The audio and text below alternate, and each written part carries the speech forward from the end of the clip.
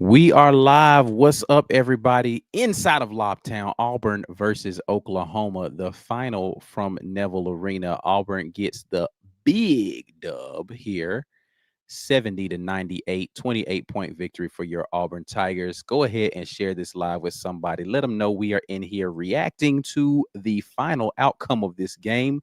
Appreciate everybody for jumping into this stream and talking a little Auburn basketball late on a Tuesday night, but not too late for us to celebrate our Auburn Tigers getting another win inside of SEC play in very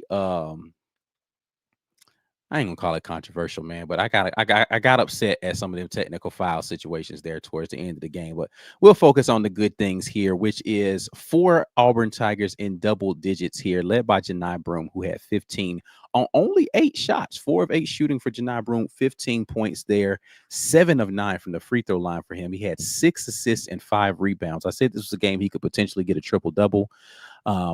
Didn't do it. Auburn didn't dominate the way that I thought that they should have on the boards, but they did win the rebounding battle. Denver Jones still alive and well in the party, 4 of 4 from the field, 3 of 3 from three with 13 points on the night, 3 rebounds, 4 assists. Let me go ahead and get to these full stat lines so I can talk about these blocks because Janai Broome had a gang of them joints too. He had 3 block shots on the night. Chad Baker-Mazara pours in another 15 points with 2 rebounds, an assist, and a steal. And the other guy in double figures was Tahad Pettiford, who finally in the second half got it going a little bit. 11 points on 3 of 8 shooting, all 3 of those being 3-pointers. He also had another 3 assists in this game and 4 boards. And then, Chaney Johnson, he had double figures as well. I said that there were 1, 2, 3, 4, but there is a fifth, Chaney Johnson, with 13 points, 8 boards, and 3 assists and a block shot of himself. Dylan Cardwell, not in the double figure category, but with 8 points there and 6 block shots, 3 rebounds. Miles Kelly, 1 point shy of the double figures with 9 points there, 4 rebounds, a block shot, and a steal. Overall, really great game from your Auburn Tigers. Once again, if you're in here, please go ahead and share this content with somebody. Like this video, subscribe to the channel, all of those things. But let's get in here and talk a little bit about this. I want to hear from you all, and we'll talk about what y'all want to talk about here. Lawrence says, one of the sloppiest beatdowns I've ever seen. Pause that entire sentence right there. But yes, it definitely was a listen. But listen, I said this was going to be what Oklahoma wanted to do. They want be wary. This is what the Alabama game is going to look like, and this is what the Vanderbilt game is going to look like. That's how these teams play basketball. Is they want it to be this up tempo, paced, frenetic pace, all like that. That's how they want to play. And yes, that's what it's going to look like probably in all 3 of those games. Brad says, seriously, though, what's up with the epidemic of missed layups the last few games? I do not have an answer for that for you, Brad. It is infuriating, I'm sure, for them as well. But hopefully they get that figured out once they start playing some better defensive team. Heavy says, I was planning to go to bed on time tonight, but the refs screwed that up. They did definitely extend that game with all the reviews and such. So we will see what happens going forward as far as these games are concerned. But yeah, hopefully we don't have a billion reviews in those games as far as like just kind of the back and forth between both teams. Nina says, I hate the camera shot move before I could see the handshake with Fears and CBM. I didn't even think about that, but yeah, that would have been interesting. Shout out to my guy Heavy for gifting 5 War Report memberships. Appreciate you very much for that. Ben says 11-0 block shots. Is that right? Well, let's see here. Yes, Oklahoma had 0 blocks and Auburn had 11 in the game. That is what the box score says. So we will say that it's right. Prentice says Bruce needs to have a talk with Chad and Janai. As an AU fan, I feel like it reflects poorly on the school. What reflects poorly on the school exactly for those 2 guys? I don't think Chad did anything wrong tonight, and I don't know what Janai has done to garner that. So be more specific so I can be with you on that, or at least understand your perspective. Kenneth says it was awesome to see the young guys get in. Always good to see when they empty the bench. That means that you are bussing that jaw open, bro. Bingo, great game overall. Don't disagree with that. Auburn could have won by 40 because of the missed layup, says Lawrence. Don't disagree with that either. Let's see. Brad says 11 blocks are the most in conference game this season. Yeah, 11 blocks. They were, but again, this is an undersized team here in Oklahoma. That's what you're supposed to do. You got a bunch of little dudes in there trying to throw up floaters. You're supposed to send them boys to the second row. So they did what they were supposed to. They did what they were supposed to do. Steven says, I liked Miles attacking the rim tonight. Want to see more of that. I agree, man. Miles Kelly is a complete scorer. He's not just a catch and shoot guy. I like to see Miles get into his mid range. I like to see him get all the way to the basket. I think it makes him more dangerous because his teams are flying out there to him on the 3-point line. If he turns the corner and gets downhill, he becomes much more dangerous. And he's a good free throw shooter. So he, just attack the rim and make him defend you 35 feet because he can shoot it from 35 and he can get all the way to the rim. So I loved it. Want to see more. Let's see. What else do we have here?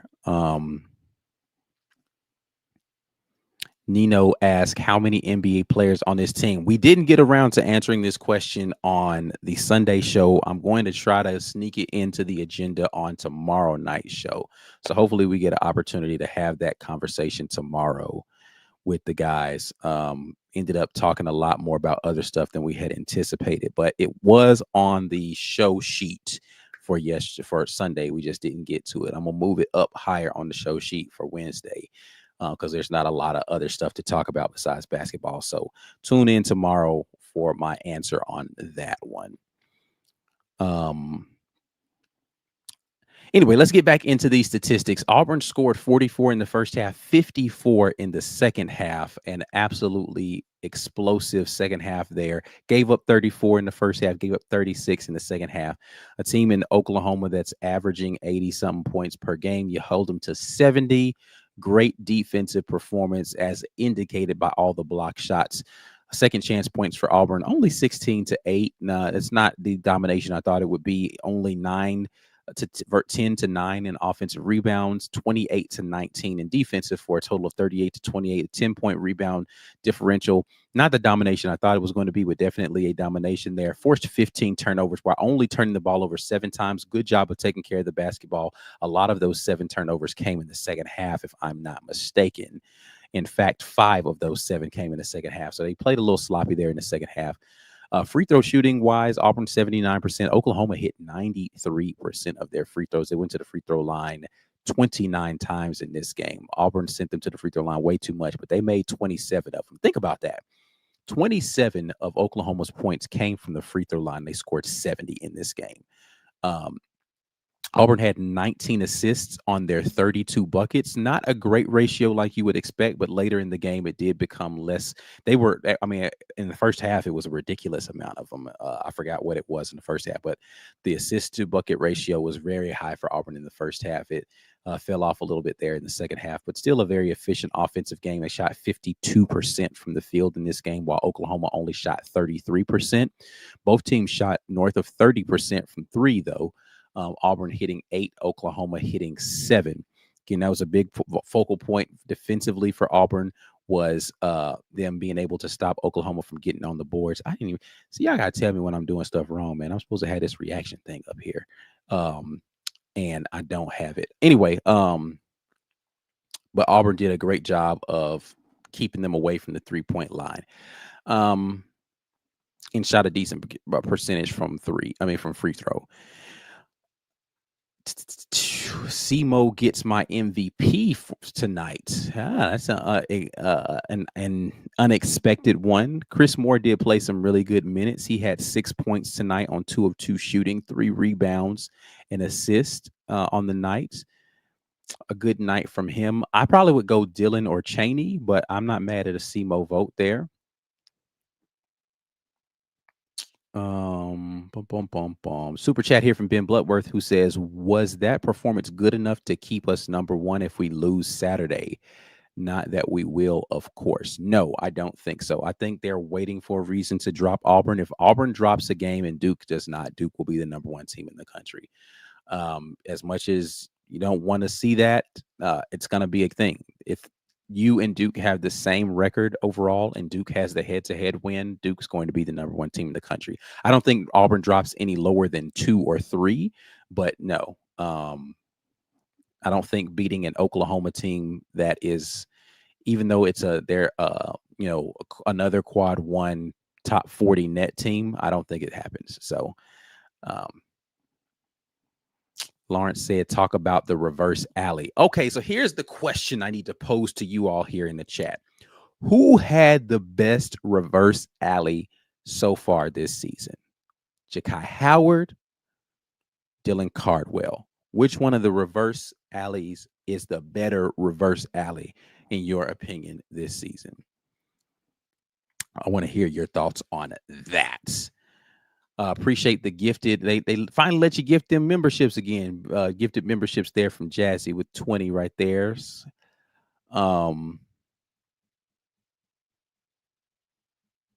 Let's see. Ja'Kai Howard, both Howard, Cardwell. Doug, why you always gotta be a daggone Debbie Downer, man? I don't know if Ja'Kai Howard gonna be here next year, man. But we ain't talking about that right now. We talking about this year and how great the team is, man. Don't come in here with that rain on our parade, man. We in here celebrating and you trying to be like, it's don't do that, man. Come on, man. Celebrate, man. Say something nice. Doug. Daggone it, Doug. Say something positive, please. They look just alike. They actually do. When did JP become my boy? Doug, can you please stop being a crotchety old man right now? Please.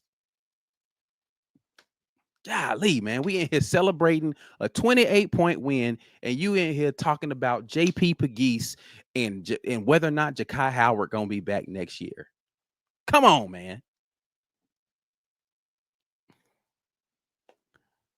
Stop it. Go take a nap or something, man. Wake up and feel good about yourself.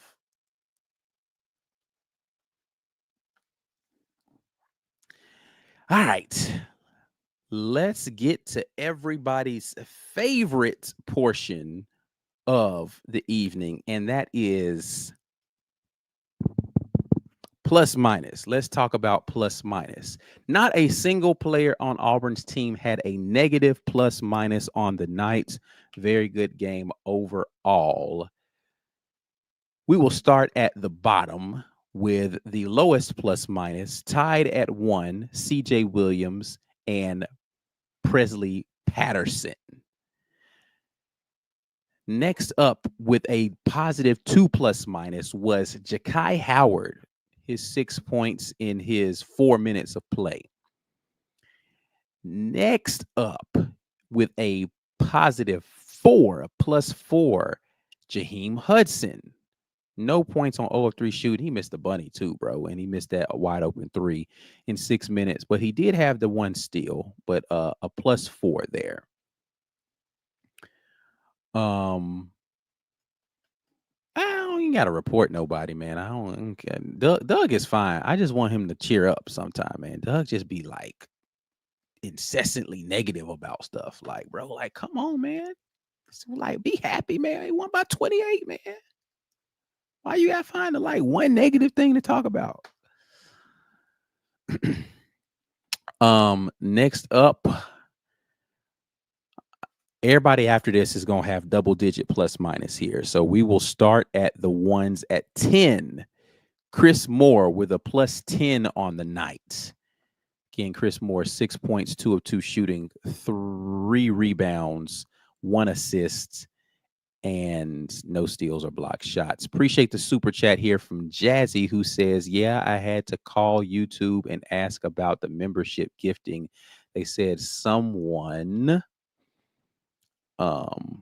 sorry, had something in my eye, named Fears called whining about me, so I sold. So I told Chad, and he handled it. War Damn Eagle. Appreciate you, Jazzy, as always, my guy, Jazzy Joe. All right. I'm gonna wait and go on my fears rant tomorrow with the guys. 'Cause I'm sure Mike is gonna have some stuff he want to say about that. And if Caesar's on tomorrow, he'll want to talk about that too. I'm not gonna go into that fears thing too heavy tonight, bro. But come on, man. All right. Back to this plus minus. Tied for plus 11 were Janai Broom and Miles Kelly, both at a plus 11, which leaves us 3 players as your potential top 3 in plus minus. Those are Chad Baker Mazara, Denver Jones, and Chaney Johnson. Plus 18, by the way, for Dylan Cardwell. Didn't mean to leave him out of that.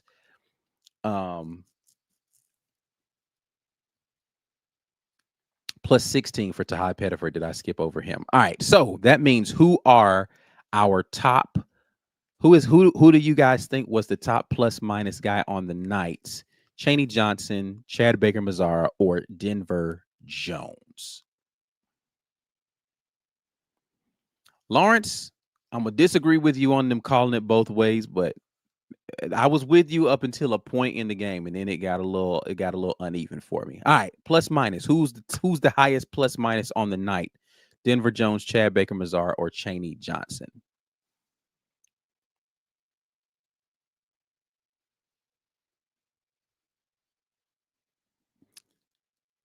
Got a couple of votes for Chaney Johnson here. Probably Denver, says Prentice. Got another Chaney, another Denver. All right, we will eliminate one of them. Chad Baker Mazara was the low man of those 3 left. He had a plus 16 on the night, 15 points again, 2 rebounds, 1 assist, and a steal in his 20 minutes of play. Denver, so good in defense and his shot selection. Doug says Denver. Cam says Denver. He hell says Denver. Jazzy says Chad, but we've already eliminated him. Your high plus minus man on the night with a plus 26. Denver Jones, 13 points. Perfect from the field, 4-4, 3 rebounds, 4 assists, and 1 turnover and 1 steal. Chaney Johnson was a plus 22 on the night, also with 13 points, 5 of 6 shooting, 8 rebounds, 3 assists, a turnover, a block, and a steal. Denver, a plus 26 on the night, is your high plus minus man on the night.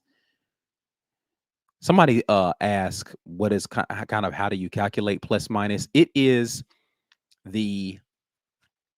while you're on the floor, what was the point differential between the 2 teams? So did Auburn earn more points when you were on the floor, or did the other team earn more points? Now, plus minus is not a better statistic to show impact on the game is win shares, but we don't get win shares in this. And they don't calculate win shares until probably I don't even know if we get deep dive analytics like win shares in this.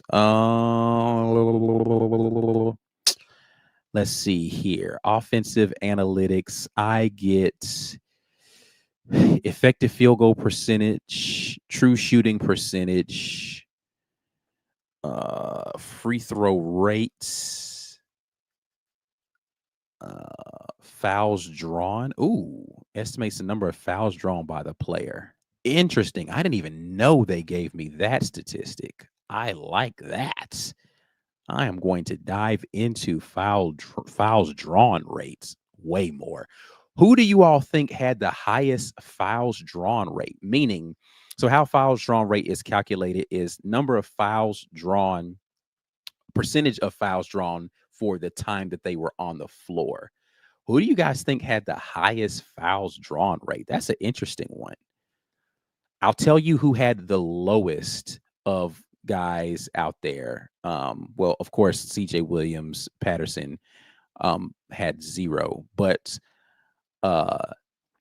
get Chad is there. Chad is in. It is not Chad. Chad is in the top 3 though.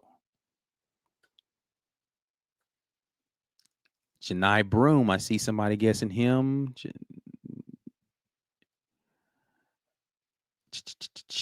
Janai probably has the highest fouls drawn, or CBM. Janai Broom would have been a great answer until Ja'Kai Howard got in the game, and in his few minutes had 18% of the time he was out there, he drew a foul. He went to the free throw line twice while he was out there. Ja'Kai Howard, 18.8% is his foul drawn rate, which is crazy. But Janai was number 2 on the team tonight in getting to the free throw line. So the answer there is Ja'Kai Howard. This is nice. I didn't realize I got all of these advanced statistics. I might have to do some deep dive statistics on this team. Anyway, I still wish I had defensive win shares though. But all right. So much we could get into in this game, but we are going to get out of here. It's late, and I still got to do a whole lot of work to get y'all some highlights, and then we got to try to get this stuff with these post-game press conferences. But we will be back tomorrow with the midweek report. Before we get out of here, I see another super chat here from Kyle Clayton, who said, who would have loved to have seen a lineup of Tahad, Denver, Miles, Broom, Cardwell when CBM went out. What say you? Tahad, Denver, Miles, Broom, Cardwell. Yeah, I mean, I think we see that lineup every now and then in the game. I wouldn't be surprised if that's a lineup that they go to at some point in time. But yes, I would love to see that lineup out there every now and then. Who had the most air balls? That's funny. I don't think they keep that statistic for us to go and check out, Prentice. But all right. But anyway, I'm getting out of here, man. I still got work I got to do tonight, and I got to get up for work in the morning. But we're back midweek report tomorrow. We'll definitely be back talking a little bit more basketball, more football, all of those things. Like the video, subscribe to the channel, share the content with somebody before y'all get out of here. I'll holler at y'all the next time. Until then, and as always, War Eagle. Cheer up.